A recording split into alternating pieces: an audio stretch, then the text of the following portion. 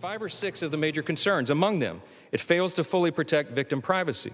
It could create new categories of victims. It potentially jeopardizes grand jury secrecy.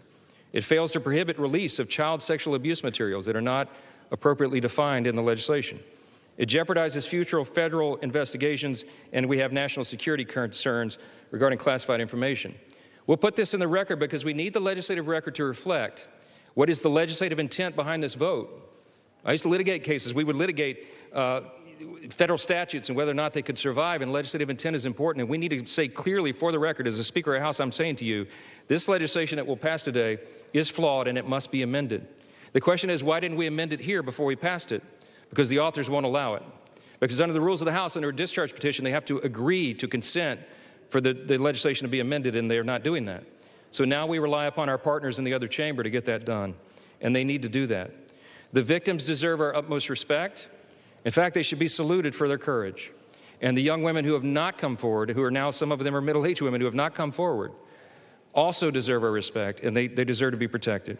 Republicans support transparency. We want maximum transparency, especially when it comes to disclosing the names of anybody who had anything to do with these evils, anybody who conspired with or aided in any way Jeffrey Epstein.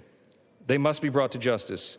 We want the bill to be amended so it doesn't, at the same time, violate victim privacy, create new victims, disclose the names of any whistleblower or informant, cause the release of grand jury materials or child sexual abuse materials, or undermine our national security.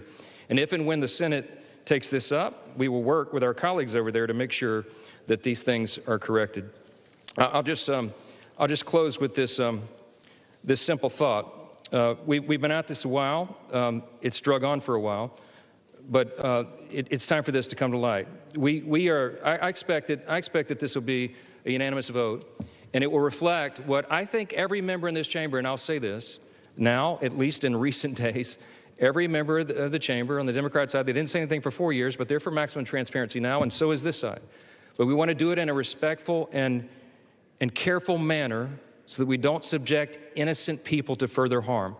And that has been the whole thing. I told all my members today I'll be voting yes on this, and I suspect almost everyone will. We'll send it to the Senate, and we hope it's corrected.